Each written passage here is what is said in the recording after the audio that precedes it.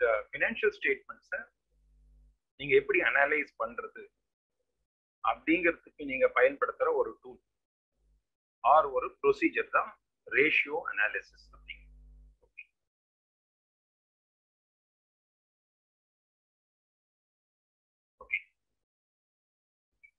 Now, அந்த ratio analysis பத்தி உங்களுக்கு புரியறதுக்கு ஒரு சின்ன எக்ஸாம்பிளோட ஆரம்பிக்கிறேன். அப்புறம் நம்ம ஃபினான்ஷியல்ஸ்குள்ள வரலாம்.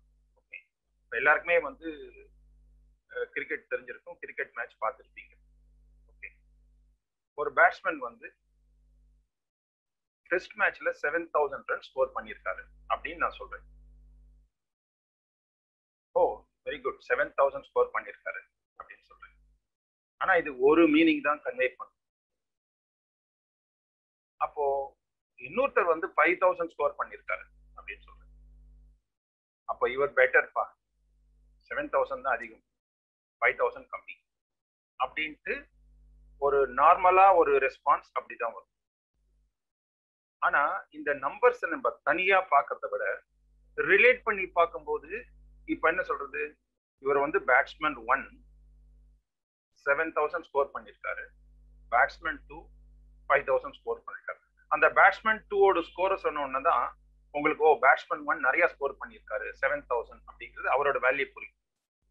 இந்த ரேஷியோலே வந்து இந்த கம்பேரிசன் தான் இம்பார்ட்டன்ட். அப்பதான் எது பெட்டர் இல்லைன்னு தெரியும். ஓகே, இப்போ நீங்க 7000 பெட்டர் அப்படின்னு சொல்றீங்க. இப்போ அதுக்கு இன்னொரு இன்ஃபர்மேஷன் கொடுக்குறேன் நான் உங்களுக்கு. நம்பர் ஆஃப் இன்னிங்ஸ், இந்த 7000 அடிச்சவர் வந்து 150 இன்னிங்ஸ் ஆடி இருக்காரு. ஆனா 5000 ரன் அடிச்சவர் வந்து 100 இன்னிங்ஸ் தான் ஆடி இருக்காரு. அப்படின்னு பாத்தீங்கன்னா இப்போ உங்களோட ஜட்ஜ்மெண்ட் வந்து மாறும். இப்போ இவர் வந்து ஆவரேஜா ஒரு இன்னிங்ஸ்ல 46 ரன் அடிச்சிருக்காரு, இவர் ஆவரேஜா ஒரு இன்னிங்ஸ்ல 50 ரன் அடிச்சிருக்காரு. இப்போ என்ன ஆகுது, பேட்ஸ்மேன் 2 பெட்டர் அப்படின்னு தெரியுதா இல்லையா? இதுதான் ரேஷியோஸோட ஃபண்டமெண்டல்ஸ். கம்பேர் பண்ணிப்பாங்க. இப்போ இந்த ரெண்டு பேரை பத்தி அனலைஸ் பண்ணிப்பாங்க. சடனா இன்னொரு இன்ஃபர்மேஷன் கொடுக்குறேன். இந்த கிரிக்கெட்லேயே வந்து இன்னொருத்தர் வந்து பேட்ஸ்மேன் 3 8000 ரன்ஸ் அடிச்சிருக்காரு. ஆனா அவர் 80 இன்னிங்ஸ் தான் ஆடி இருக்காரு. அப்படிங்கும் போது ஓ இவரோட ஆவரேஜ் 100 இருக்கு. இவங்க ரெண்டு பேருமே அவ்வளோ பெரிய பேட்ஸ்மேன் கிடையாது. ஏன்னா ஆவரேஜ் வந்து ஒருத்தர் 100 அடிச்சிருக்காரு, ஒவ்வொரு இன்னிங்ஸ்லயும் 100 அடிச்ச மாதிரி ஆவரேஜ் இருக்கு. இப்ப பாருங்க 7000 அப்படின்னு சொன்ன போது ஒரு கன்க்ளூஷன் வரும். இன்னொருத்தர் 5000 ஒன்னு ஓ இவர் பெட்டர் அப்படிங்கிற ரெண்டாவது கன்க்ளூஷன் வரும். நம்பர் ஆஃப் இன்னிங்ஸ் சொன்ன உடனே ஓஹோ செகண்ட் பர்சன் தான் பெட்டர் அப்படிங்கிறோம். ஆனா ஹையஸ்டா ஒருத்தர் 100 வச்சிருக்காருன்னு சொன்ன உடனே ஓ 1 and 2 வந்து 3 அளவுக்கு பெரிய ஆள் கிடையாது அப்படின்னு சொல்லுவோம். இந்த மாதிரி நம்பர்ஸை லிங்க் பண்ணி அதோட பெர்ஃபார்மன்ஸை பார்க்கறதுக்கு தான் இந்த ரேஷியோ அனாலிசிஸ் ஹெல்ப்ஃபுல்லா. ஓகே, ஜஸ்ட் ஒரு இன்ட்ரோடக்ஷன். எல்லா நம்பர்ஸுமே இப்படிதான் கம்பேர் பண்ணி பார்க்கணும். ஃபேமிலியில வந்து 1 lakh ரெவென்யூ இன்கம் வருதுங்கிறோம், 10 மெம்பர்ஸ் இருக்காங்க. இன்னொரு ஃபேமிலியில 80,000 இன்கம் வருது, 2 மெம்பர்ஸ் தான் இருக்காங்க. ஸ்டாண்டர்ட் ஆஃப் லிவிங் யாருக்கு பெட்டரா இருக்கு? ஸோ அந்த நம்பர்ஸை ரிலேட் பண்ணணும். அப்போ ஆவரேஜா ஒரு ஃபேமிலியில 10,000 rupees ஒருத்தருக்கு வருது. பட் இந்த ஓவராலா பார்க்கும்போது அந்த சொசைட்டில ஒருத்தருக்கு 30,000 வருது அப்படின்னாக்க இவங்களுக்கு வந்து அந்த சொசைட்டி ஸ்டாண்டர்டோட பார்க்கும்போது இவங்களுக்கு வந்து கம்மி. ஸோ நம்ம இந்தியா அண்ட் யூஎஸ் கம்பேர் பண்ணும்போது கூட ஒரே ஒரு நம்பர் எடுத்து கம்பேர் பண்ணாம அதை ரிலேட் பண்ணி மீனிங்ஃபுல்லா ஒரு இன்ஃபர்மேஷன் வாங்குறதுக்காக தான் இந்த ரேஷியோ அனாலிசிஸ் ஹெல்ப்ஃபுல்லா இருக்கும். Per capita income, GDP compare பண்ணும்போது மீனிங்ஃபுல்லா வரணும் அப்படின்னாக்க இந்த கம்பேரிசன் டிஃபரெண்ட் நம்பர்ஸை அனலைஸ் பண்ணி ரிலேட் பண்ணி என்ன ரிசல்ட் வருதுன்னு பார்க்கணும். ரேஷியோ அனாலிசிஸோட அப்ஜெக்டிவ் அதுதான். Okay, once again ratio analysis நான் உங்களுக்கு இப்போ டீச் பண்ணும்போது என்னென்ன ரேஷியோ அப்படி இப்படிலாம் ஸ்ட்ரைட்அவே சொல்லிட்டு ஆன்சர் போடுறதை விட ஒரே ஒரு நம்பர் எடுத்து அதை எல்லா ரேஷியோட லிங்க் பண்ண போறேன். அதுக்கு நீங்க ஆன்சர் பண்ணணும். ஓகே, இப்போ பிசினஸ் அப்படின்னு எடுத்தீங்கன்னா முதல்ல ப்ராஃபிட் அண்ட் லாஸ் அக்கௌண்ட் எடுப்பீங்க. அதுல சேல்ஸ் இது rupees in lakhs வச்சுக்கோ. 700 lakhs is the sales அப்படிங்கிறது ஒரு நம்பர். ஓகே,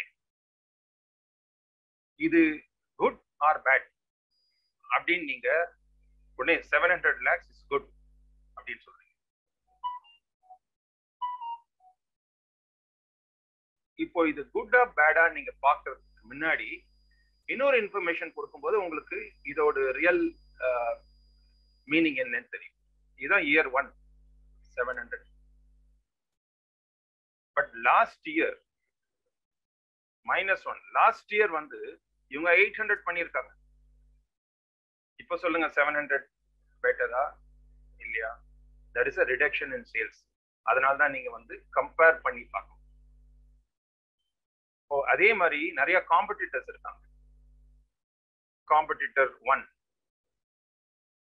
காம்படிட்டர் 2, இவங்கெல்லாம் 1500 lakhs 2000 lakhs பண்றாங்க. இப்போ சொல்லுங்க, கம்பேர் பண்ணி பாருங்க. இதை இண்டஸ்ட்ரியோட கம்பேர் பண்ணும்போது, காம்படிட்டர்ஸோட கம்பேர் பண்ணும்போது நமக்கு இன்னும் இது இம்ப்ரூவ் பண்ணணும். we are doing only 50% of what competitors are doing. We are only doing 50% of what C1 is doing.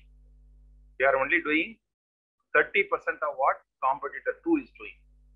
இந்த மாதிரி அனலைஸ் பண்ணும்போது உங்களுக்கு இன்னும் கிளியரா சேல்ஸோடு நம்ம பெர்ஃபார்மன்ஸ் எப்படி இருக்கு இல்லைங்கிறது தெரியும். இந்த மாதிரி கம்பேரிசன் பண்ணும்போது தான் உங்களுக்கு ஒரு மீனிங்ஃபுல்லான ஒரு இன்டர்பிரிட்டேஷன் எடுக்க முடியும்.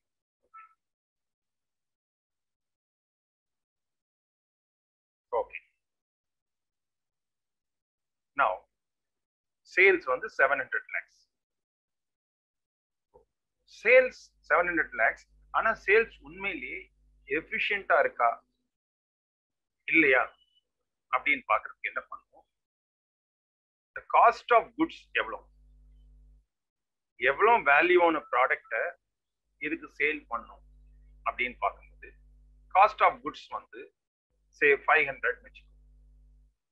this is called gross profit. first level profit in any organization எப்படி பார்க்கணும்னா sales minus cost of goods. Cost of goods அப்படிங்கிறது என்ன மீனிங்னாக்க, இந்த சேல் பண்றதுக்கான டைரக்டான செலவுகள் எவ்வளவு. ஒரு ப்ராடக்ட் வாங்குறீங்க, அதை ப்ராசஸ் பண்றீங்க, பேக் பண்றீங்க, அதுக்கான மெட்டீரியல் காஸ்ட், லேபர் காஸ்ட், இதுதான் cost of goods sold. So 700க்கு சேல் பண்ணிருக்கீங்க, ஆனா 500 வந்து அதோட காஸ்டா இருக்கு. இப்போ கிராஸ் ப்ராஃபிட் வந்து 700 minus 500 200. இது ஃபர்ஸ்ட் ஸ்டெப் இன் அக்கவுண்ட்ஸ், எல்லாருக்குமே தெரியும். ஃபர்ஸ்ட் ரேஷியோ, அதாவது கம்பெனி ப்ராஃபிட்டபிளா இல்லையான்னு கண்டுபிடிக்கிறதுக்காக நிறைய ரேஷியோஸ் இருக்கு. ரேஷியோஸ் வந்து ஒரு 5 டைப்ஸ் ஆஃப் ரேஷியோஸ் இருக்கு. இப்போ ஃபர்ஸ்ட் டைப் வந்து ப்ராஃபிட்டபிலிட்டி ரேஷியோ.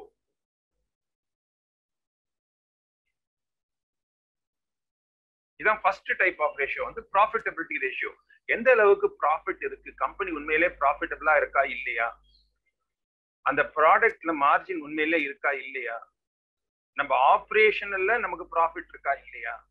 இப்போ 1 year ஃபுல்லா பிசினஸ் பண்றீங்க, அந்த பிசினஸ்ல நமக்கு மார்ஜின் இருக்கா இல்லையா அப்படிங்கிறத கண்டு அதை பத்தி அனலைஸ் பண்றதுதான் ப்ராஃபிட்டபிலிட்டி ரேஷியோ. இதான் category 1.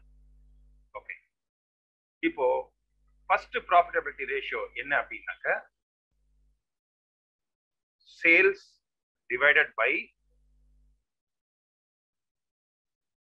gross profit divided by sales. இதுதான் ஃபர்ஸ்ட் ரேஷியோ. எவ்வளவு உங்களுக்கு கிராஸ் ப்ராஃபிட் ரேஷியோ இருக்கு, that is 200 is the gross profit divided by sales into 100.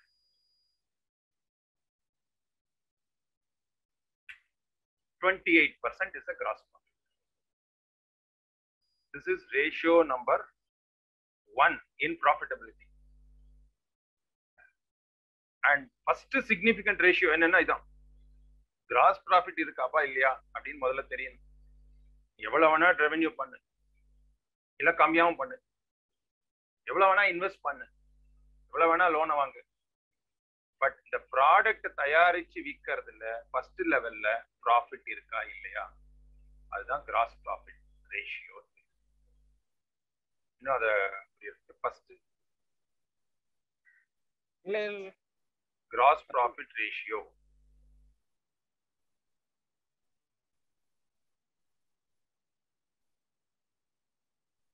Cross profit ரேஷியோங்கிறது ஃபார்முலாவும் உங்களுக்கு போடுறேன்.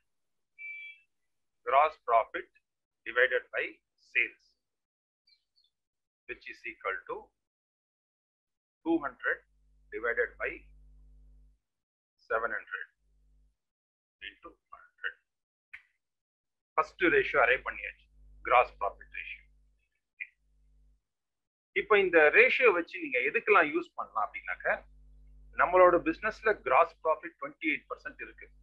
ஆனா இந்த கிராஸ் ப்ராஃபிட் உண்மையிலே கரெக்டா இல்லையா, இது வந்து போதுமா, இந்த கிராஸ் ப்ராஃபிட் அதிகமா இருக்கா இல்ல கம்மியா இருக்கா அப்படின்னு நீங்க தெரிஞ்சுக்கணும்னா என்ன பண்ணணும், இதே பிசினஸ் பண்றவங்க மீதி எல்லாரும் எவ்வளவு கிராஸ் ப்ராஃபிட் பண்றாங்க அப்படின்னு பார்க்கணும்.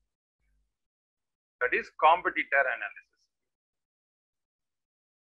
C1 வந்து அந்த கம்பெனில இந்த இண்டஸ்ட்ரியில கிராஸ் ப்ராஃபிட் வந்து 20% தான் எல்லாரும் பண்றாங்க.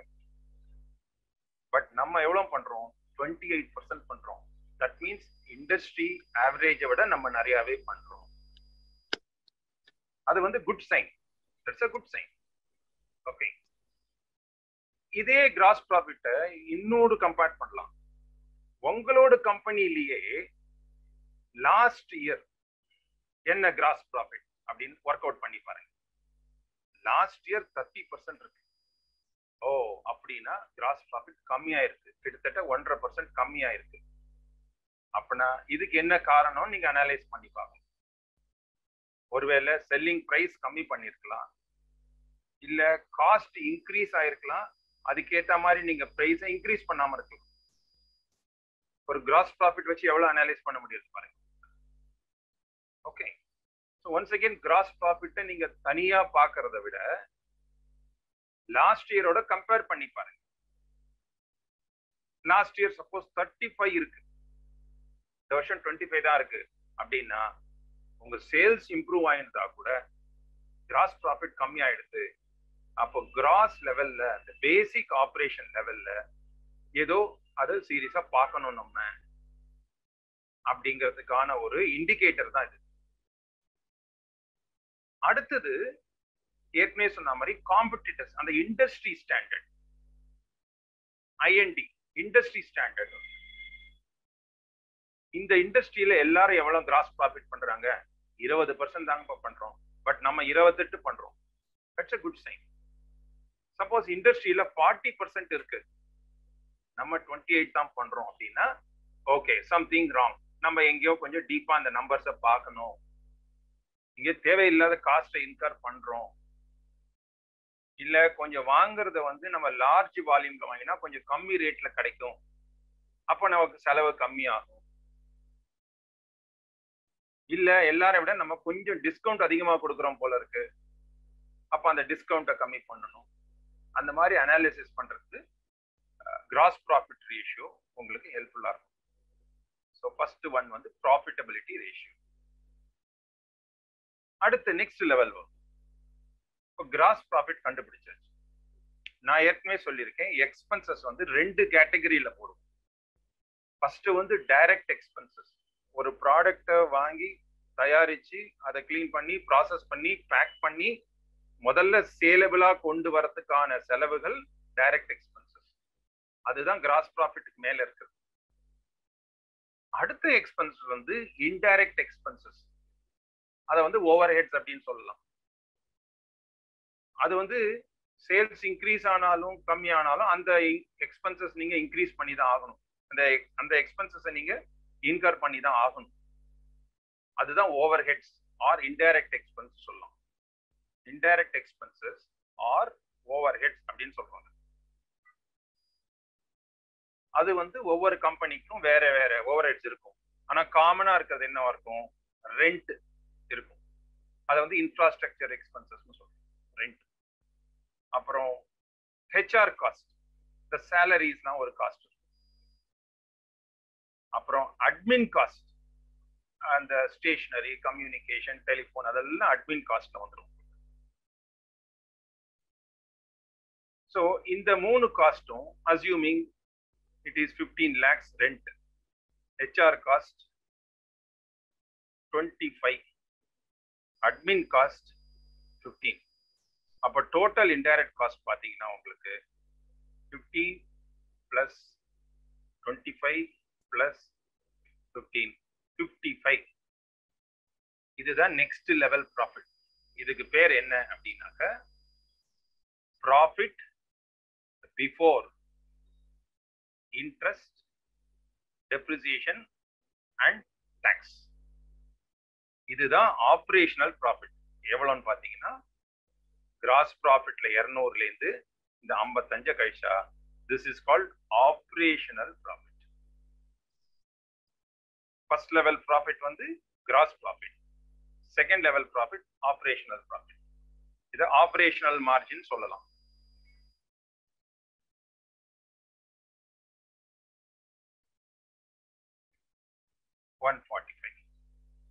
இப்போ ரேஷியோ பார்ப்போம். ஃபர்ஸ்ட் ரேஷியோ என்ன சொன்னோம்? Gross profit ratio. Second operational margin ratio or operational profit ratio. Gross profit important, இதுவும் important. So, operational profit ratio என்ன? Operational profit divided by sales. எவ்வளவு percentage வருது? 145 divided by 200 into 100.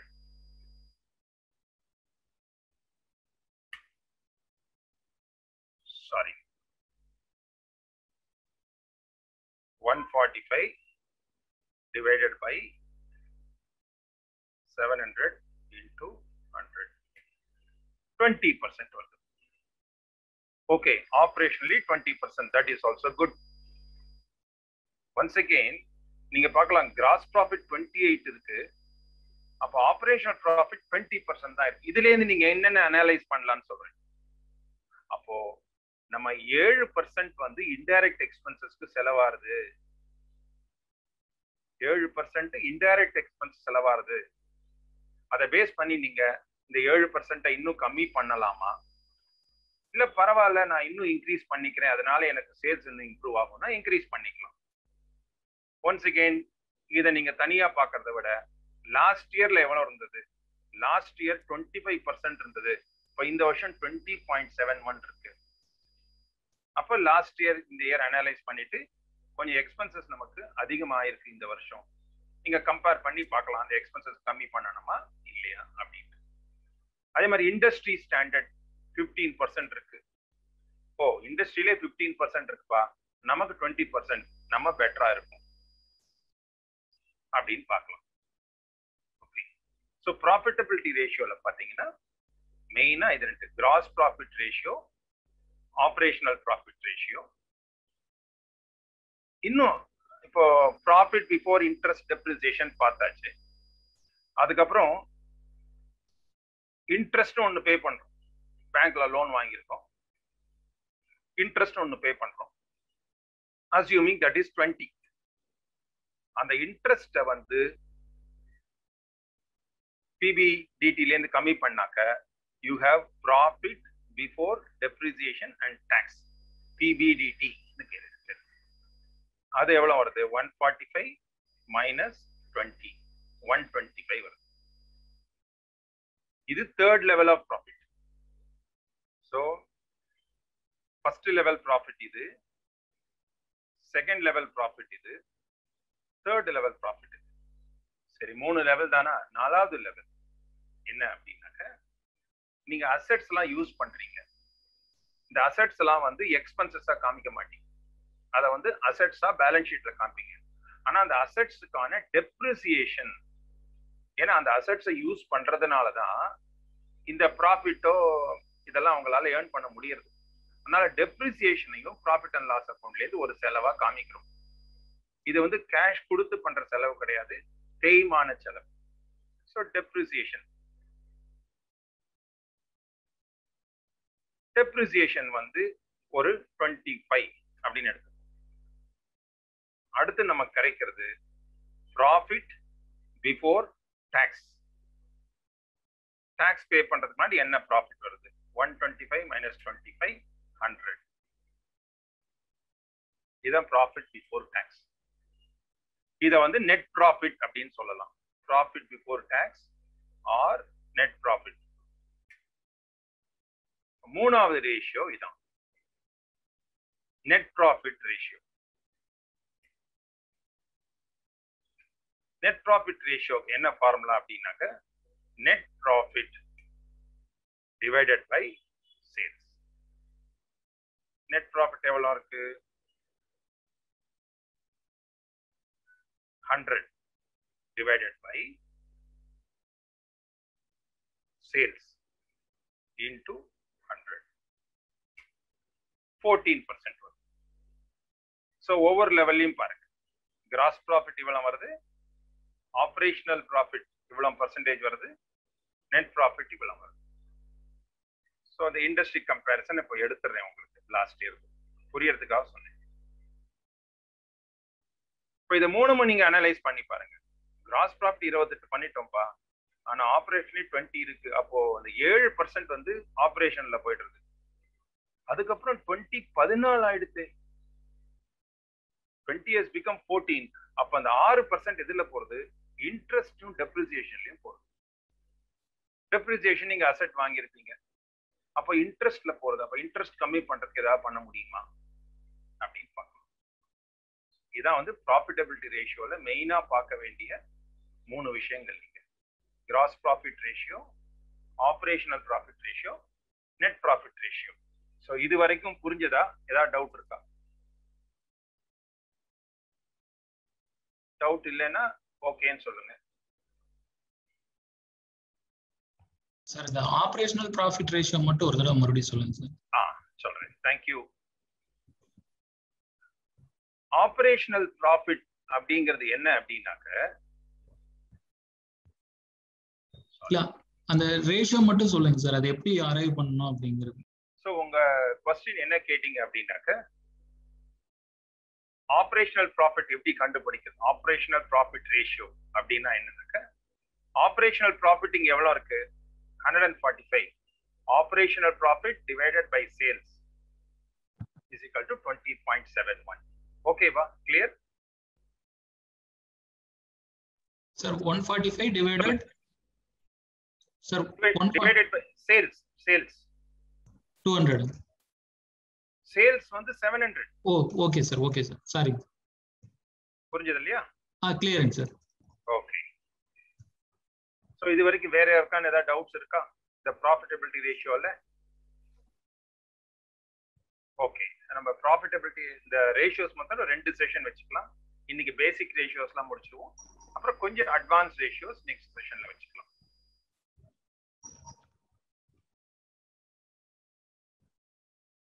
Got it. Okay, thank you. Now திரும்ப ரேஷியோக்கு நான் திரும்ப இதே இந்த 700K வரேன். இந்த ரேஷியோஸ்லாம் எடுத்துறேன் உங்களுக்கு.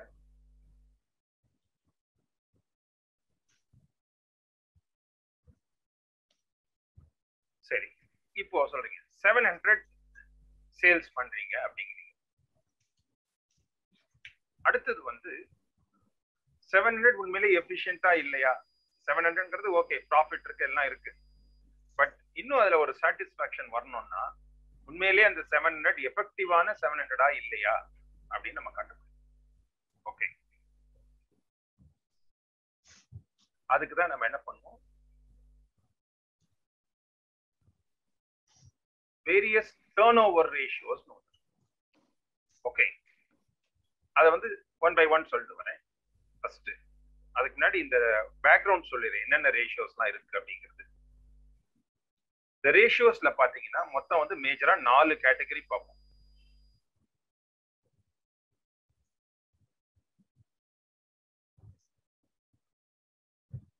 Liquidity ratio, solvency ratio, efficiency ratio, profitability ratio.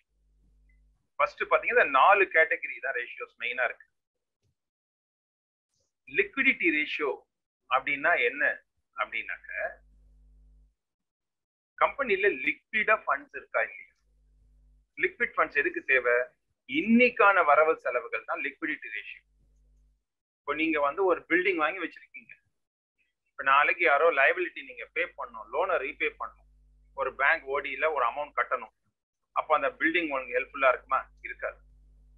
So கம்பெனியோட லிக்விடிட்டி பொசிஷன் எப்படி இருக்கு அப்படிங்கிறதுக்காக பண்றதா வந்து லிக்விடிட்டி ரேஷியோ. ஓகே, அந்த லிக்விடிட்டி ரேஷியோல ஒரு 3 சிம்பிள் ரேஷியோ இருக்கு. கரண்ட் ரேஷியோனா என்ன, குயிக் ரேஷியோ, அதை நம்ம அப்புறம் அடுத்து சொல்றேன். அடுத்தது சால்வன்சி ரேஷியோ. சால்வன்சினா நல்லா போகுமா கம்பெனி, இல்ல மேஜரா பிரேக் டவுன் ஆயிடுமா பினான்ஸ்னால? சால்வெண்டா இல்லையா கம்பெனி, வந்து சால்வெண்டா இல்ல ஐபியா, என்ன ஸ்டேஜ் அப்படிங்கிற புரியறதுக்காக தான் சால்வன்சி ரேஷியோ. ஃபார் எக்ஸாம்பிள், நீங்க பேங்க்ல பெரிய லோன் வாங்கிட்டீங்க, மந்த்லி வந்து ஒரு 2 to 3 lakhs கட்டணும். ஆனா அது கட்டுறதுக்கான ப்ராஃபிட்டபிலிட்டி இருக்கா? இல்ல உங்களோட கேபிட்டல் வந்து 1 crore வச்சுக்கோங்க, நீங்க லோன் வந்து 5 கோடி வாங்கிருக்கீங்க, அப்ப 5 கோடியை திருப்பி கேட்டா என்ன பண்ணுவீங்க? சங்கடமான சூழ்நிலை. அப்ப என்ன பண்ண முடியும்? அதான் சால்வன்சி. கம்பெனி சால்வெண்டா இல்லையா அப்படின்னு தெரியறதுதான் சால்வன்சி ரேஷியோ. மூணாவது வந்து எஃபிஷியன்சி ரேஷியோ. எஃபிஷியன்சி ரேஷியோனா எந்த அளவுக்கு எஃபிஷியன்ட்டா நம்ம பிசினஸ் நடத்துறோம். எஃபிஷியன்சின்னு என்ன சொல்லுவோம்? நம்ம சேல் பண்றதுக்குலாம் உடனே கேஷ் வாங்கிடுறோமா? ஒரு வாங்குற இன்வென்ட்ரி எல்லாம் உடனே வித்துடுறோமா அப்படின்னு பாக்குறது எஃபிஷியன்சி ரேஷியோ. ஓகே, இவ்வளவு அசெட்ஸ் வாங்கியிருக்கோம், இந்த அசெட்டுக்கான ரெவென்யூ பண்ணிருக்கோமா இல்லையா? இவ்வளவு ஈக்விட்டி போட்டிருக்கோம், இதுக்கான ரெவென்யூ பண்ணிருக்கோமா இல்லையா? எஃபிஷியன்சி இருக்கா இல்லையா பிசினஸ்ல அப்படின்னு பாக்குறதா எஃபிஷியன்சி ரேஷியோ. நாலாவது ப்ராஃபிட்டபிலிட்டி ரேஷியோ. அதான் நம்ம பார்த்தோம், இந்த பிசினஸ்ல ப்ராஃபிட் இருக்கா இல்லையா, கிராஸ் ப்ராஃபிட் இருக்கா, நெட் ப்ராஃபிட் இருக்கா, இல்ல போட்ட கேபிட்டல் எம்ப்ளாய்டுக்கு ஈக்குவலான ஒரு ப்ராஃபிட் இருக்கா, இல்ல எவ்வளவு ஈக்விட்டி போட்டிருக்கோம் அதுக்கு என்ன ப்ராஃபிட் வருது, it is worth investment or not, அந்த மாதிரி அனலைஸ் பண்றது நாலாவது ரேஷியோ. இன்னும் கிளியரா சொல்றேன் ஒரே ஒரு தடவை. லிக்விடிட்டி ரேஷியோ, கம்பெனில லிக்விடிட்டி பொசிஷன் நல்லா இருக்கா இல்லையா, தட் இஸ் லிக்விடிட்டி ரேஷியோ. அடுத்தது solvency ratio, company going concern போகும்பா, ஒன்றும் பிரச்சனை கிடையாது, பினான்சியல் பிரேக் டவுன்லாம் ஆகாது, இது பிரேக் டவுன் ஆகுமா ஆகாதா அப்படிங்கிற அனலைஸ் பண்றது தான் சால்வன்சி ரேஷியோ. எஃபிஷியன்சி ரேஷியோ, எந்த அளவுக்கு எஃபிஷியன்ட்டா நம்ம அதை யூஸ் பண்ணுறோம் அப்படிங்கிறது எஃபிஷியன்சி ரேஷியோ. நாலாவது ப்ராஃபிட்டபிலிட்டி ரேஷியோ, ப்ராஃபிட் இருக்கா இல்லையா அப்படின்னு பார்க்கறது தான், எந்த அளவுக்கு ப்ராஃபிட் வருது. ஸோ 4 டைப் ஆஃப் ரேஷியோ வந்து ஃபர்ஸ்ட் லெவல் ரேஷியோ. அதுக்கு அடுத்தது வேல்யூவேஷன் ரேஷியோன்னு இருக்கு, அது வந்து நெக்ஸ்ட் செஷன்ல பார்க்கலாம். இப்போ நம்ம திரும்ப ரேஷியோ உள்ள போகலாம். ஒரு எக்ஸாம்பிளோடய உங்களுக்கு நான் வந்து ஒன்னா இப்போ சொல்லி கொடுக்குறேன், சரியா? அதுக்கு ஒரு இல்லஸ்ட்ரேஷன் மாதிரி போட்டிருக்கேன், இந்த இல்லஸ்ட்ரேஷன் பாருங்க. வியூ பண்ண முடியறதா எக்ஸல் ஷீட்ஸ் எல்லாராலையும்? முடியுது சார். முடியுதா? ஓகே. இந்த சம்ம நான் ஒன்னொன்னா கோத்ரூ பண்றேன், உங்களுக்கு எல்லா ரேஷியோவும் இதுல புரியற மாதிரி கொண்டு வந்துடுறேன் நான். இப்போ இது வந்து பேலன்ஸ் ஷீட் இருக்குங்க, 2 வருஷம் பேலன்ஸ் ஷீட். ஃபர்ஸ்ட் லைபிலிட்டிஸ் இருக்கு.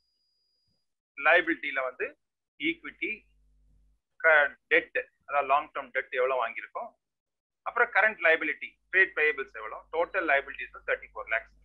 இந்த இயர் 21-22 நம்ம மாத்திரம் ஃபோக்கஸ் பண்ணலாம். இப்போ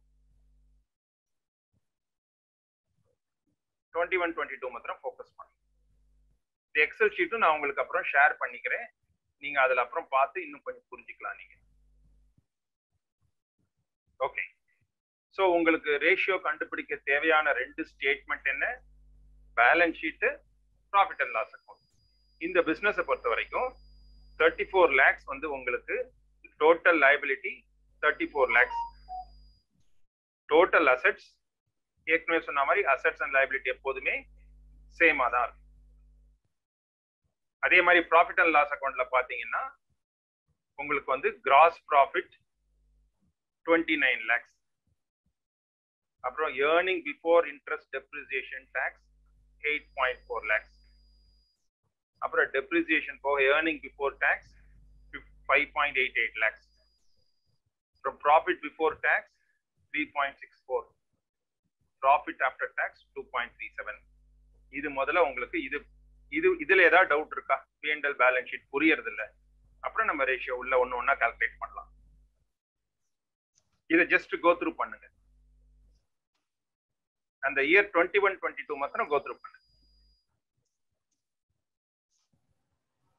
Sir, Kannan sir. சொல்லுங்க please. This is Jawahar sir. Yes Jawahar. Sir, இந்த ஷார்ட் டேர்ம் ப்ரொவிஷன்ஸ் ஒன்னு 135,089 எடுத்துருக்கீங்களா சார்? ஆமா ஆமா. அது எதுக்கு சார் இந்த ஷார்ட் டேர்ம் ப்ரொவிஷன்? அதாவது ஷார்ட் டேர்ம் ப்ரொவிஷன்ஸ் அப்படிங்கிறது என்னன்னாக்க, மார்ச் மாசம் நீங்க அக்கவுண்ட்ஸ் முடிச்சிட்டீங்க, ஆனா சில எக்ஸ்பென்சஸ் இன்னும் பே பண்ணாம வச்சிருக்கீங்க. Okay okay. மேபி இது வந்து சேலரி ப்ரொவைட் பண்ணாம வச்சிருக்கலாம். சேலரி புக் பண்ணிட்டு இன்னும் 2 மாசம் கழிச்சு பே பண்ணலாம். இல்ல வேற ஏதாவது எக்ஸ்பென்சஸ் புக் பண்ணிருப்பீங்க, எக்ஸ்பென்ஸா புக் பண்ணிருப்பீங்க, அதை ப்ரொவைட் பண்ணி வச்சிருக்கீங்க, ஒரு 2-3 மாசத்துல பே பண்ற மாதிரி இருக்கும். அதான் short term provisions. Okay okay sir. Next ஒரு 2 or 3 monthsல நீங்க அதை பே பண்ணணும். ஷார்ட் டேர்ம்ல வந்து ப்ரொவைட் பண்ணி வச்சிருக்கீங்க, அவ்வளவுதான். அது வந்து உங்களோட லைபிலிட்டி இப்போதைக்கு. ஏன்னா எக்ஸ்பென்ஸ் அக்கௌண்ட் பண்ணியாச்சு. எக்ஸ்பென்ஸ் அக்கௌண்ட் பண்ணா கேஷ் போயிடும், ஆனா எக்ஸ்பென்ஸ் அக்கௌண்ட் பண்ணல, அது லைபிலிட்டியா இருக்கு. அதான் ஷார்ட் டேர்ம் ப்ரொவிஷன். அப்ப அதர் கரண்ட் லைபிலிட்டிஸ்னா 105. அதர் கரண்ட் லைபிலிட்டிஸ் என்னவா இருக்கும் அப்படின்னாக்க, எவ்வளவு வேணா வரலாம். ஃபார் எக்ஸாம்பிள் என்ன, இப்போ வேற ஏதாவது லைபிலிட்டி, ஏதாவது வெண்டாஸ் பேமெண்டா இருக்கலாம், இல்லைன்னா வந்து வேற ஏதாவது கவர்மெண்ட் டாக்ஸேஷன் லைபிலிட்டி இருக்கலாம். இதெல்லாம் other current liability. Multiple things வரலாம். நீங்க யார்ட்டையான ஒரு அட்வான்ஸ் வாங்கியிருக்கலாம் வெண்டார்ட்ட, அதை திருப்பி கொடுக்குற மாதிரி இருக்கும் இன்னும் ஒரு 2 or 3 monthsல. அல்டிமேட்டா பாத்தீங்கன்னா it is a liability. Okay sir. Okay. What you have to pay in the short run. Trade payable அப்படிங்கிறது நீங்க பர்ச்சேஸ் பண்ணிருக்கீங்க இல்லையா, அவங்களுக்கு பே பண்றதா இருக்கும் ட்ரேட் பேயபிள். ஓகே ஓகே சரி sir. Thank you sir. Yeah. So இந்த P&L பேலன்ஸ் ஷீட்ல ஏதாவது டவுட் இருக்கா கேளுங்க. ஏன்னா இதுல இருந்தா நம்ம ரேஷியோ ஒண்ணா இப்போ கிரியேட் பண்ண போறோம். Sir Kannan sir.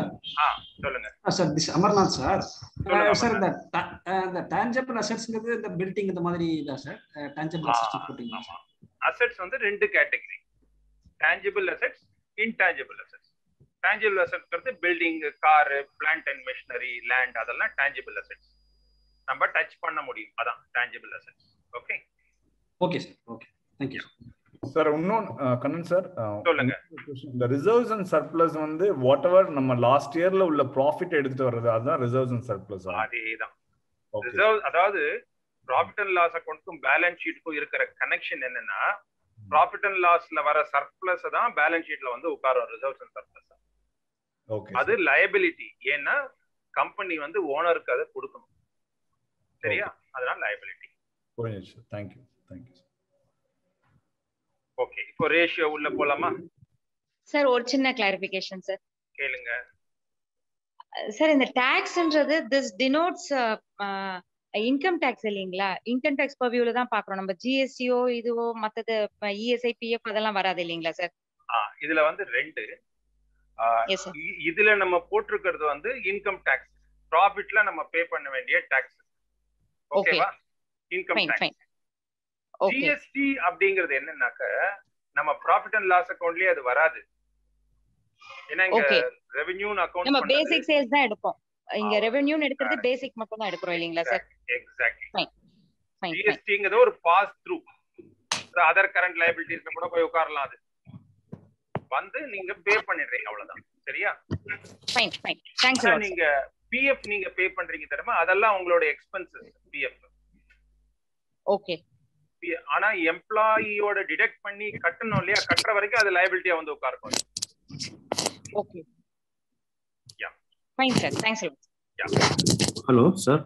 சொல்லுங்க சார், ராஜ்கண்ணா சார். சொல்லுங்க ராஜ்.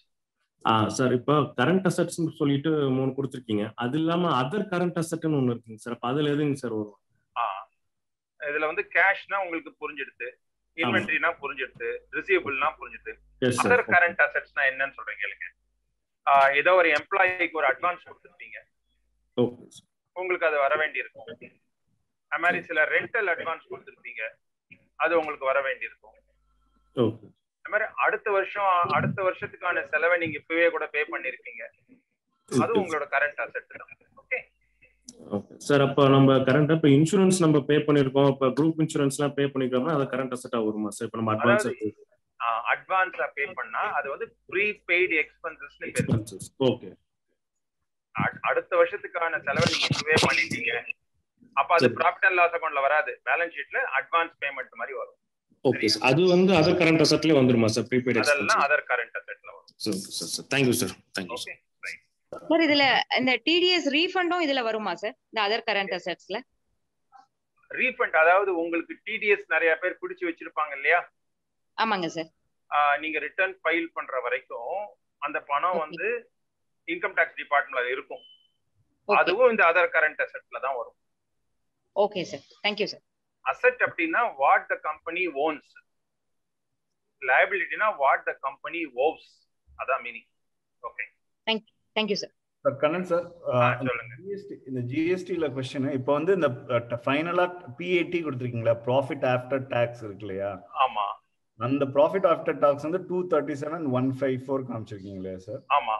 அந்த 237ல வந்து நான் வந்து இன்னும் கவர்மெண்ட்டுக்கு கொடுக்க வேண்டிய ஜிஎஸ்டி இன்க்ளூடடா இல்ல நாட் இன்க்ளூடடா? அதாவது நீங்க கொடுக்க வேண்டியதை வந்து என்ன பண்ணிருப்பீங்க, நீங்க ஆல்ரெடி கிரெடிட் எடுத்துட்டு இருப்பீங்க, நீங்க அதை அட்ஜஸ்ட் பண்ணிடும். அதனால அந்த ஜிஎஸ்டி இதுல வரவே வராது. இப்போ உங்களுக்கு அவுட்புட் லைபிலிட்டி ஜிஎஸ்டி எல்லாமே பாஸ் த்ரூ தாங்க. நீங்க பே பண்ணாலும் அதை திரும்பி வந்துடும். சரி. நீங்க கலெக்ட் பண்ணாலும் நீங்க அதை பே பண்ணணும்.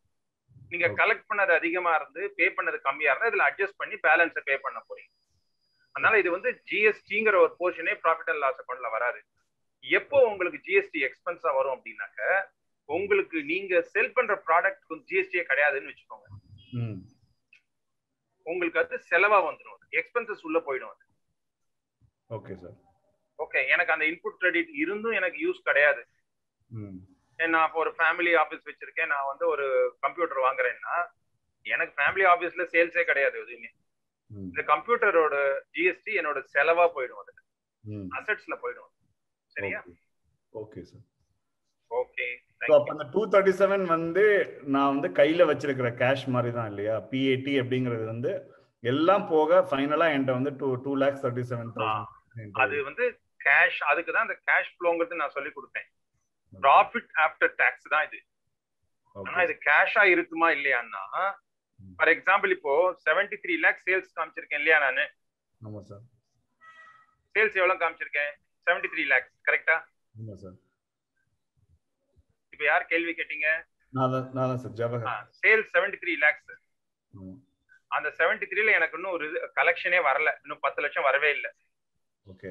அப்ப இந்த 2.37 என் கையில இருக்குமா? இருக்காது சார், இருக்காது. அதனால இது வந்து ப்ராஃபிட்டபிலிட்டியை தான் காமிக்கிறது வழியா கையில இருக்கிற கேஷை காமிக்கல. ஓகேவா? கையில இருக்கா இல்லையாங்கிறது தான் பேலன்ஸ் ஷீட்ல பாக்குறோம். இந்த 2.37 எங்க இருக்கு அப்படிங்கிறதுக்காக தான் பேலன்ஸ் ஷீட்ல கேஷ் ஃப்ளோ ஸ்டேட்மெண்ட் ஒன்னு எக்ஸ்பிளைன் பண்ணேன். இன்ஃபேக்ட் லாஸ்ட் செஷன்ல வந்து டீடைல்டா இதை பத்தி ஆன்சர் பண்ணிருக்கேன். ஒரு 1/2 hour ஸ்பெண்ட் பண்ணி பாத்தீங்கன்னா நல்ல கிளாரிட்டி கிடைக்கும் உங்களுக்கு கேஷ் ஃப்ளோ. சரியா? நம்ம ரேஷியோ உள்ள நுழைவோம்.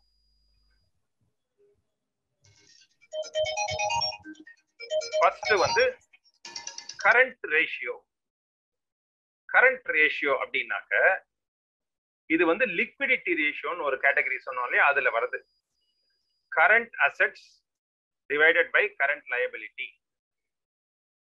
மீனிங் என்னன்னா, கரண்ட் அசெட்னா பாருங்க, கரண்ட் அசெட்ங்கிறது இவ்வளவு இருக்கு உங்களுக்கு. மொத்தம் இந்த 4 கரண்ட் அசெட்ல எவ்வளவு? ஒரு 15 lakhs இருக்கு. கரண்ட் லைபிலிட்டிங்கிறது ஒரு 3 லட்சம் இருக்கு. இதுதான் வந்து நீங்க இப்ப டீல் பண்ண போறது. எவரோ வெண்டார் வந்து கேக்குறான் உங்க கிட்ட, அப்பா 1.82 இருக்கு கொடு அப்படின்னா உங்களால கொடுக்க முடியுமானா அதனாலதான் கரண்ட் அசெட்டை பார்க்கணும். இது வந்து ஒர்க்கிங் கேபிட்டல். பேசிக்கலி கரண்ட் அசெட்ஸும் கரண்ட் லைபிலிட்டியும் working capital. Current assets minus current liability divided by current லைபிலிட்டிங்கிறது current ratio.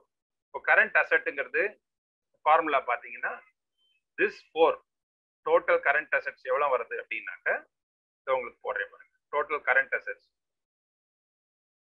12,000 plus 2,43,000 plus 11,87,000 plus 82,500 12 lakhs இருக்கு கரண்ட் அசெட் டோட்டலா உங்களுக்கு.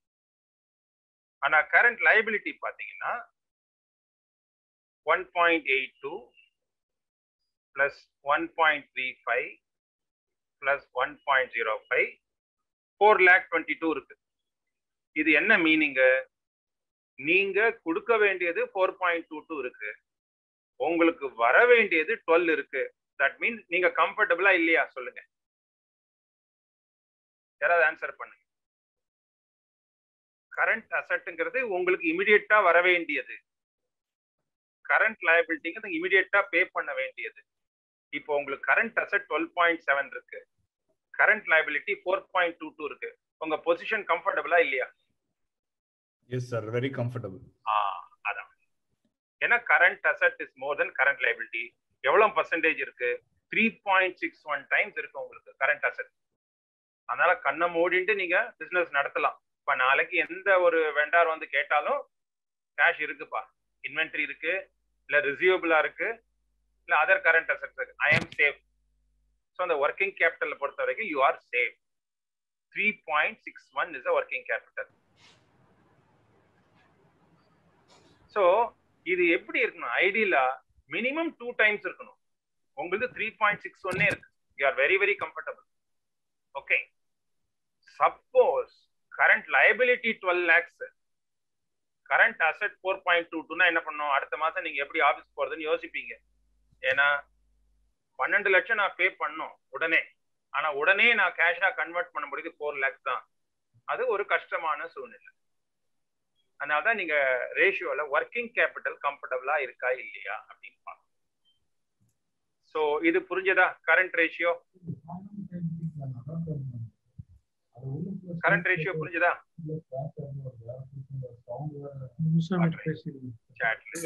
சார் இப்போ 2க்கு கீழே இருந்ததுன்னா I should work on, so என்னோட இன்வென்டரி எல்லாம் குறைக்கிறதுக்கு ட்ரை பண்ணணுமா? என்ன பண்ணணும்?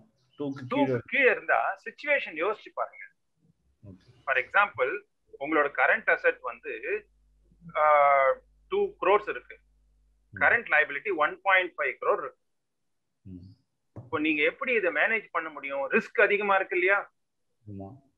நீங்க அதை மேனேஜ் பண்ணணும். அப்போ கரண்ட் அசெட்டை எப்படி நான் கரண்ட் அசெட்டை இன்க்ரீஸ் பண்ணலாம், கரண்ட் லைபிலிட்டி எப்படி கம்மி பண்ணலாம்? ஏன்னா இதுதான் ஒர்க்கிங் கேபிட்டல். உங்களுக்கு வர வேண்டியது வந்து 2 கோடி இருக்கு, ஆனா உடனே கொடுக்க வேண்டியது 1.5 crore. ஏதோ ஒரு ப்ராப்ளம். நீங்க அப்ப என்ன பண்ணணும்? சரி, பேங்க்ல ஓவர் டிராஃப்ட் வாங்கி வச்சுப்போம். இன்வென்ட்ரியே நான் கரண்ட் அசெட்டா தான் எடுத்துக்கிறேன். நான் இன்வென்ட்ரியும் கன்வெர்ட் ஆயிட போறது, ரிசீவபிள்ஸ் வர போறது. ரொம்ப டைட் சிச்சுவேஷனா இருக்கும். இப்போ அடுத்த மாதம் நீங்க ஆபீஸ் போறீங்க, உங்களுக்கு வர வேண்டியது 2 lakhs, செலவு 1.85னா சிச்சுவேஷன் டைட்டா இருக்குமா இல்லையா? ஆமா சார், டைட்டா இருக்குமா இல்லையா சிச்சுவேஷன்? ஆமா சார். அதுதான் சார். அதனால 2 times you will be reasonably comfortable. அப்பா நான் கொடுக்க வேண்டியது 2 lakhs, ஆனா எனக்கு வர வேண்டியது 4 lakhs, கொஞ்சம் முன்ன பண்ணா வந்தா கூட மேனேஜ் பண்ணிடலாம் அப்படின்னு மேனேஜ் பண்றது தான் கரண்ட் ரேஷியோட அப்ஜெக்டிவ். இப்போ ஐடியலா அட்லீஸ்ட் 2 times, 3 times இருந்தா ஃபைன். அதாவது 10 times இருந்தா என்ன மீனிங்?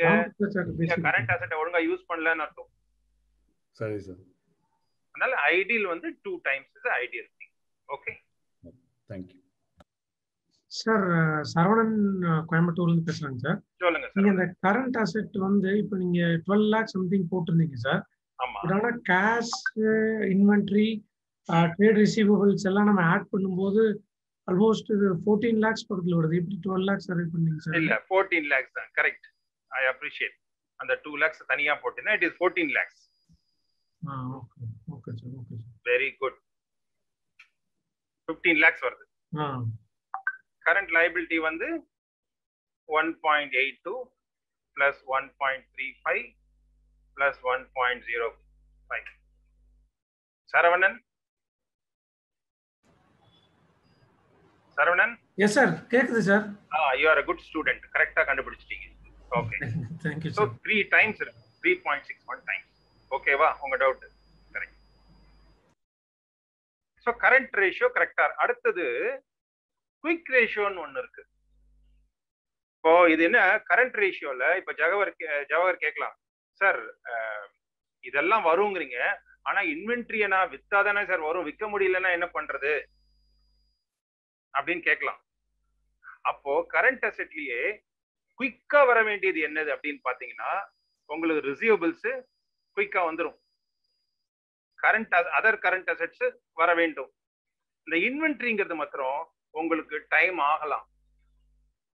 அதனால குயிக் ரேஷியோ அப்படின்னா கரண்ட் ரேஷியோட இன்னும் ஒரு ஸ்டெப் சேஃபா இருக்கிறதுக்காக கரண்ட் அசெட்ல இருந்து liquid assets minus current liability, current assets minus inventory, prepaid expenses ஒன்றும் இல்லை, அதை எடுத்து கரண்ட் அசெட்ஸ் மைனஸ் இன்வென்ட்ரி, அதான் லிக்விட் அசெட்ஸ்ங்கிறது. இன்வென்ட்ரி எடுத்துருங்க. அப்படி பார்த்தாலுமே உங்களுக்கு 3.03 டைம்ஸ் இருக்கு. இப்போ குயிக் அசெட்ஸ் அப்படின்னு என்னன்னு பாத்தீங்கன்னா cash balance plus receivables plus others 12.82. Current liability எவ்வளவு இருக்கு? 1.82 plus 1.35 plus 1.05. இப்ப பாத்தீங்கன்னா குயிக் ரேஷியோங்கிறது 4.22 divided by 12.82 into 100. 3.3 டைம்ஸ் இருக்கு உங்களுக்கு, நியர்லி 3.03 டைம்ஸ். அப்போ குயிக் ரேஷியோ இருந்தா இன்னும் சேஃபா இருக்கீங்க நீங்க. 3 டைம்ஸ் இருக்கு குயிக் ரேஷியோ. ஸோ இந்த மந்த் வந்து நான் பே பண்ண வேண்டியது 4.22 இருக்கு, ஆனா என் கையில வந்து குயிக்கா என்னால டர்ன் அரவுண்ட் பண்ண முடிஞ்சது 12.82 இருக்கு. அதனால I am having 3 times. This is called quick ratio. So நீங்க கரண்ட் ரேஷியோ பார்த்தா மாத்திரம் போகாது, குயிக் ரேஷியோவும் பார்க்கணும். இதுலயே நிறைய பிராக்டிக்கலான கொஸ்டின்ஸ் வரலாம் உங்களுக்கு.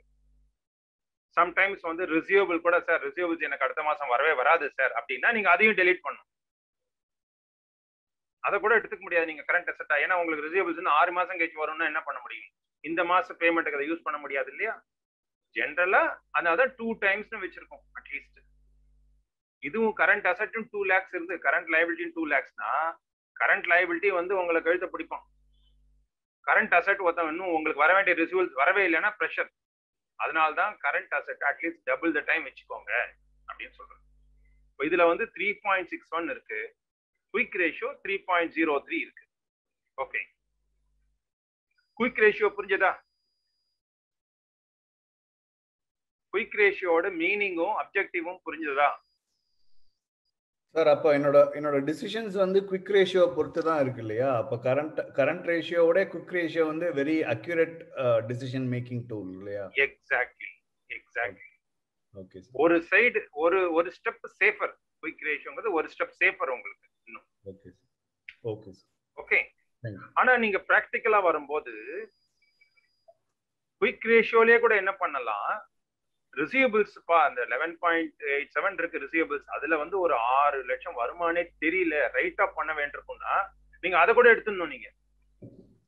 Okay sir. ஏன்னா அது கையில வராது, புக்ஸ்ல இருக்கு ஆனா வராது. ஓகே, நம்ம நார்மலா வரும்னு நினைச்சிட்டு எடுத்துக்கிறோம். அதனாலதான் 2 டைம்ஸ் சொல்றோம்.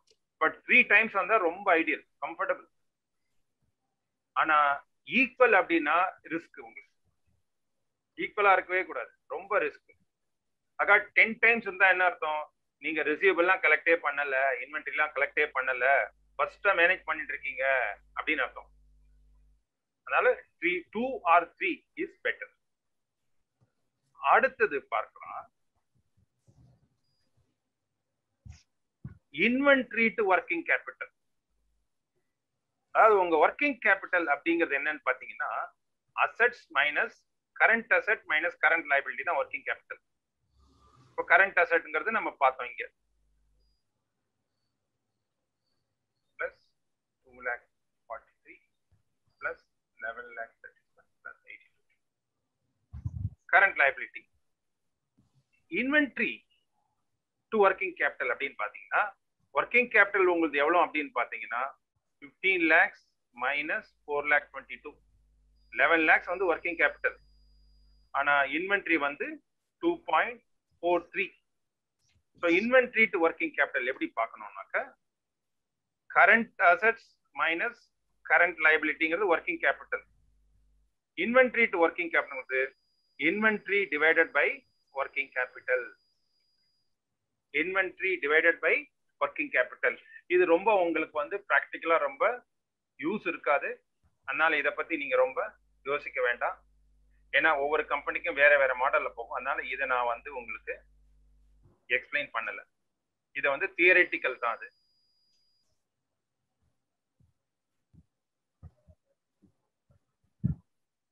ஓகே, அடுத்தது வந்து dead equity ratio. Dead equity ratio என்ன அப்படின்னாக்க வேற பிளாக்கா இருக்குது.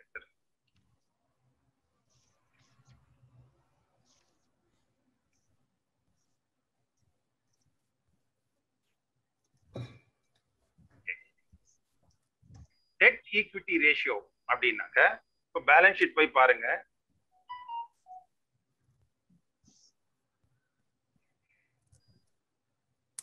சரி, இந்த பேலன்ஸ் ஷீட்ல டெட் அப்படின்னு எதை சொல்லுவீங்க நீங்க? கடன் அப்படின்னு எதை சொல்லுவீங்க? லயபிலிட்டிஸ் எல்லாம் சொல்லலாம்ல சார்? லயபிலிட்டி எல்லாம் சொல்றீங்க இல்லையா?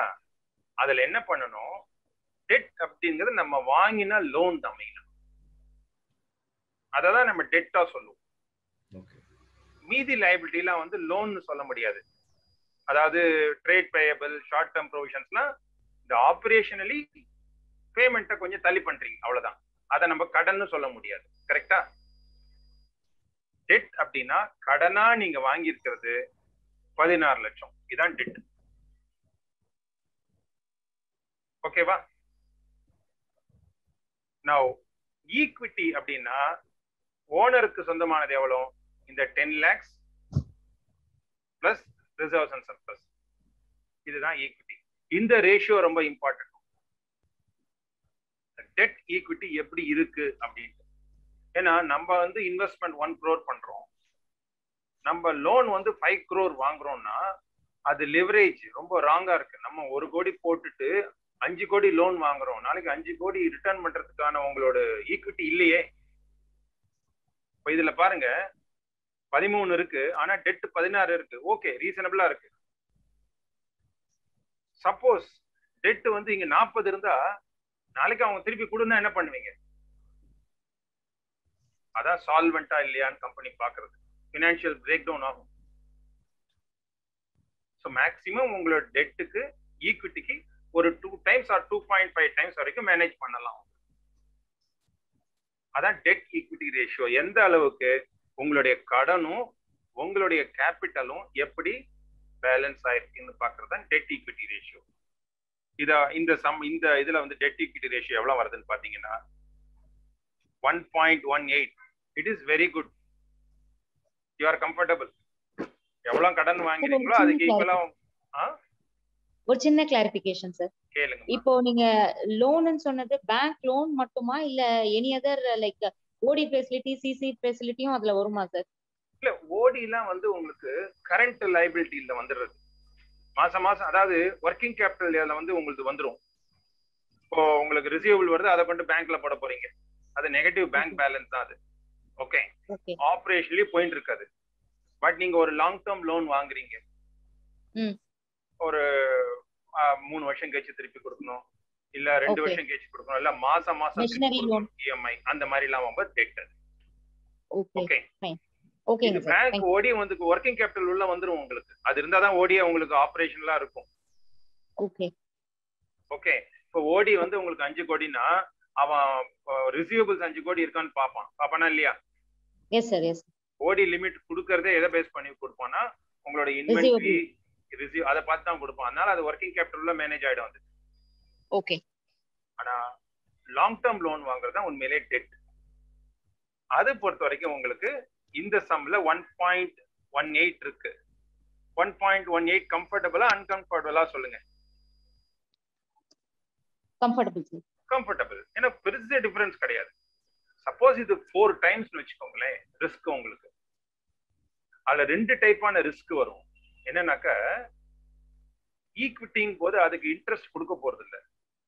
ஆனா டெட் அப்படின்னா நீங்க அதுக்கு இன்ட்ரெஸ்ட் கொடுக்கணும். கரெக்டா? அப்போ எனக்கு வந்து இன்ட்ரெஸ்ட் இல்லாத அமௌண்ட் 1 கோடி, இன்ட்ரெஸ்டோடு கொடுக்க வேண்டிய அமௌண்ட் 3 கோடினா நான் ப்ராஃபிட் பண்ணா இன்ட்ரெஸ்டே பாதி இழுத்துருமே அதுல.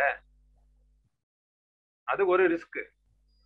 செகண்ட் ரிஸ்க், நாளைக்கு எனக்கு ப்ராஃபிட்டபிலிட்டியே இல்ல, என்னோட ஈக்விட்டி இன்னும் டவுன் ஆயிடுது அப்படின்னா இதை எப்படி நம்ம ரீபே பண்ண போறோம்?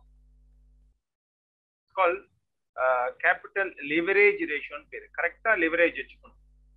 அதாவது எந்த அளவுக்கு நம்மளால வாங்க முடியும், எந்த அளவுக்கு கடன் வாங்கலாம் அப்படிங்கறது டிசைட் பண்றதுதான். ஓகே. ஆனால் பேங்க்லயே உங்களுக்கு லோன் கொடுக்கும்போது இதை பார்ப்பான்.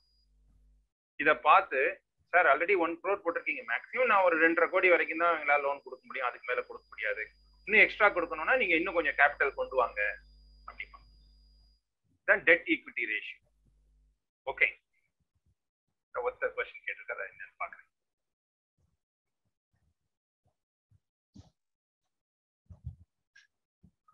how will you share the excel sheet? அதை வந்து சௌரவ் எல்லாருக்குமே ஷேர் பண்ணுவாரு. லாஸ்ட் வீக் கூட நாங்க ஷேர் பண்ணியிருக்கோம். ஓகே. அடுத்த இம்பார்ட்டன்ட் ரேஷியோ போனோம். Return on total resources. சரி, இப்போ பிசினஸ் பண்றோம், இதுல என்ன ரிட்டர்ன் வருது? எனக்கு இவ்வளவு ரிசோர்ஸ் என்கேஜ் பண்ணிருக்கோம், அதுல என்ன ரிட்டர்ன் இருக்கு அப்படின்னாக்க அதுக்கான இதுதான் இது. Return on total resource is equal to profit after tax divided by total assets.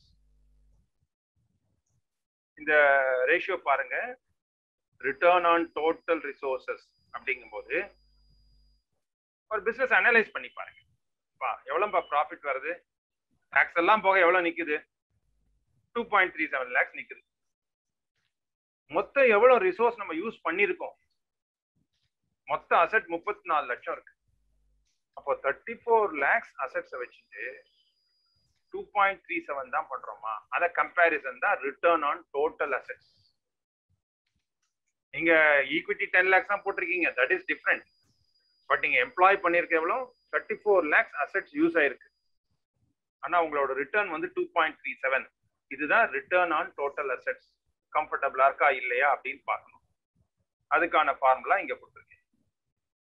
Return on total reserves equal to 0.07. எவ்வளவு பர்சன்டேஜ் வருது? 6% வருது. இவ்வளவு பிசினஸ் பண்ணி எல்லாம் பண்ணி இவ்வளவு அசெட் என்கேஜ் பண்ணி 6% தான் நமக்கு ரிட்டர்ன் வருது. இது வந்து உங்களோட டிசிஷன் மேக்கிங், இன்வெஸ்ட்மெண்ட் டிசிஷனுக்கு வந்து இதை பார்க்கலாம். நீங்க 6% தான் வரும்போது நான் இந்த டோட்டல் பணத்தை அதுல போட்டு இன்வெஸ்ட் பண்ணியிருந்தா கூட எனக்கு 20% வரலாம், 30% வரலாம் நினைக்கலாம். பட் இது தெரிஞ்சு இதை இன்க்ரீஸ் பண்ண பார்க்கணும்.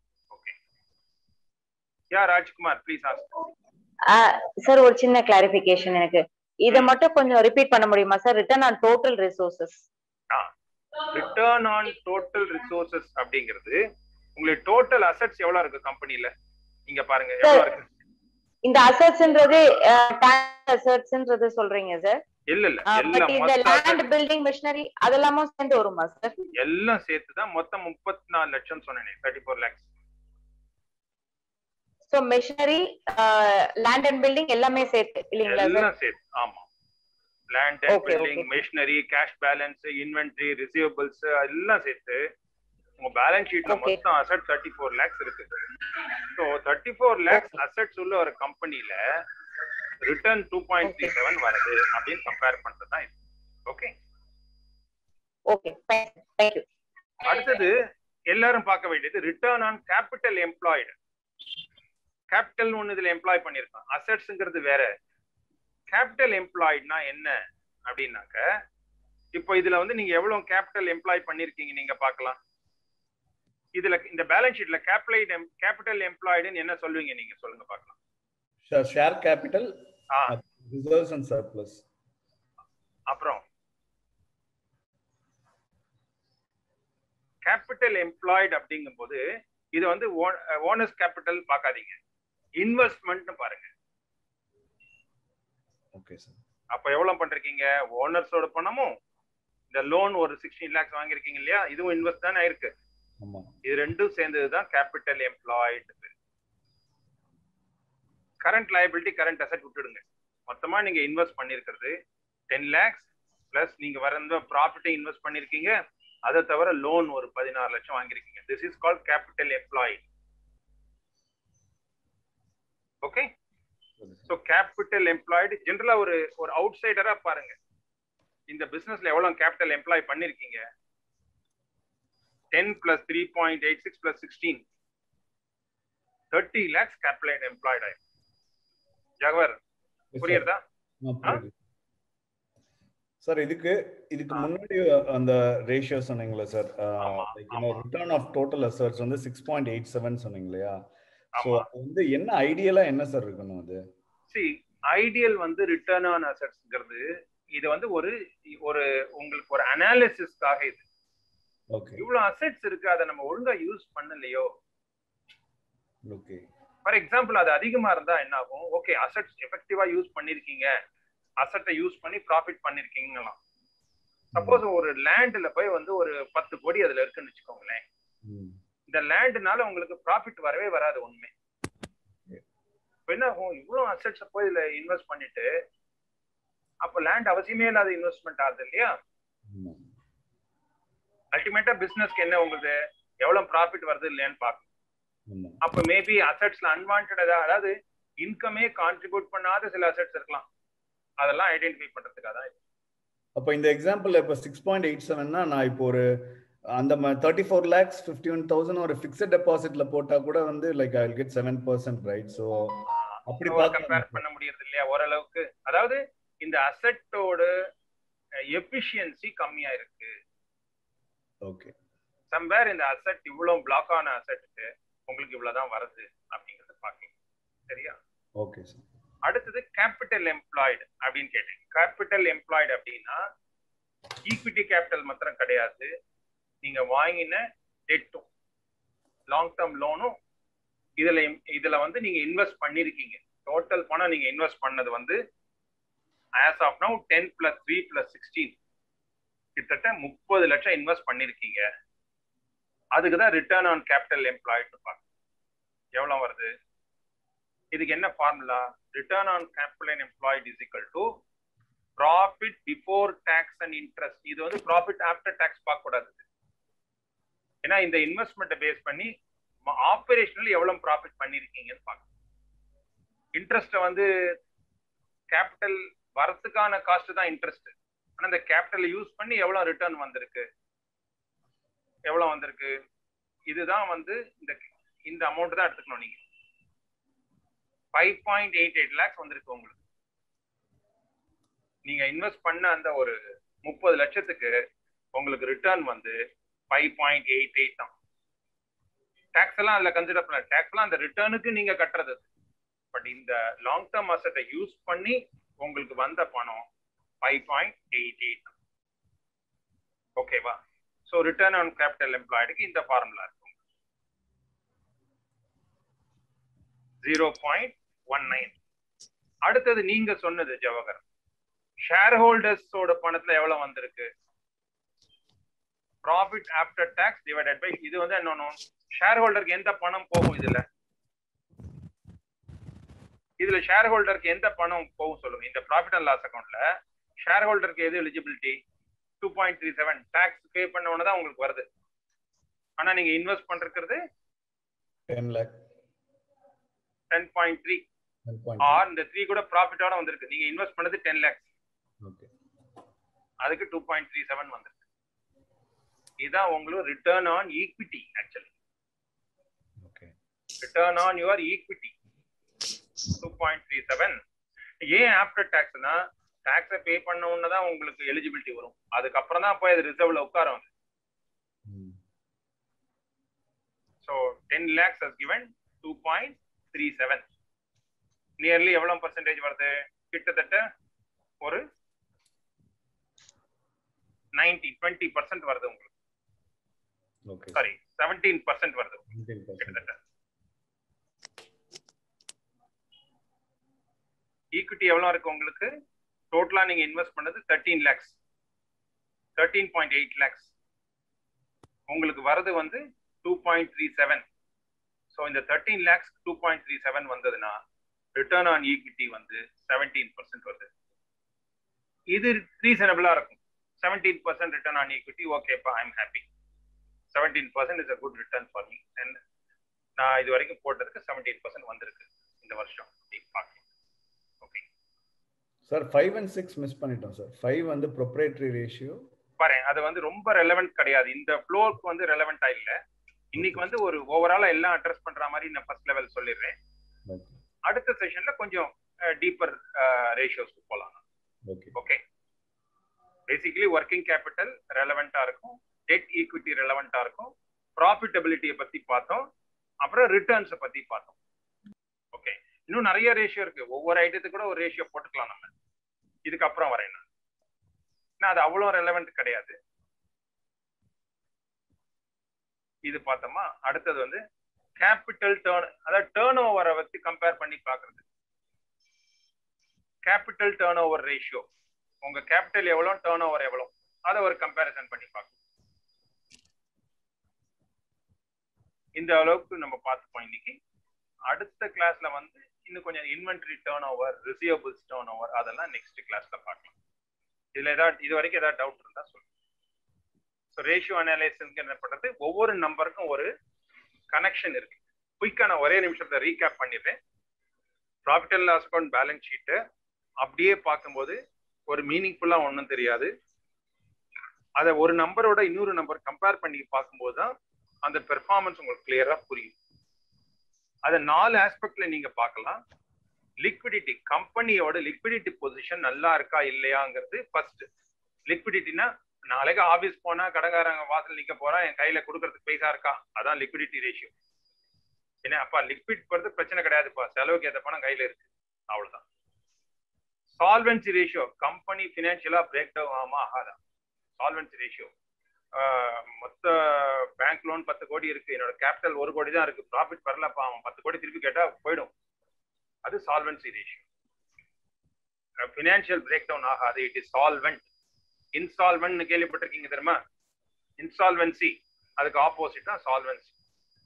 எஃபிஷியன்சி ரேஷியோ, எந்த அளவுக்கு எஃபிஷியன்ட்டா நான் பிசினஸ் ரன் பண்றேன். இப்போ அசெட்ஸ் இவ்வளோ இருக்கு, டேர்ன் ஓவர் இவ்வளோ இருக்கு, அப்பா பரவாயில்லப்பா, 30 லட்சம் அசெட் வச்சு நான் 7 லட்சம் டேர்ன் ஓவர் பண்றேன். எஃபிஷியன்சி. இவ்வளோ ஈக்விட்டி வச்சு இவ்வளோ ரேஷியோ, இவ்வளோ டேர்ன் ஓவர் பண்றேன், எஃபிஷியன்சி. கடைசியா ப்ராஃபிட்டபிலிட்டி. இந்த ஆப்ரேஷனலி கிராஸ் ப்ராஃபிட் எவ்வளோ, நெட் ப்ராஃபிட் எவ்வளோ, அப்புறம் ஈபிட்டா எவ்வளோ, ப்ராஃபிட் பிஃபோர் டேக்ஸ் எவ்வளோ, ப்ராஃபிட் ஆஃப்டர் டேக்ஸ் என்ன ரேஷியோ அப்படின்னு பார்க்கறதுக்கு இந்த ப்ராஃபிட்டபிலிட்டி ரேஷியோ இருக்கு. ஸோ டோட்டலாக 4 டைப்ஸ் ஆஃப் ரேஷியோஸ் இருக்கு. இந்த 4 டைப் ஆஃப் ரேஷியோஸ்ல இன்னும் ஒரு குயிக் ரிவிஷன் நெக்ஸ்ட் செஷன்ல பண்ணிட்டு வேல்யூவேஷன் ரேஷியோன்னு ஒன்று இருக்கு, அதை நெக்ஸ்ட் கிளாஸ்ல உங்களுக்கு கவர் பண்றேன். Okay, so thank you very much.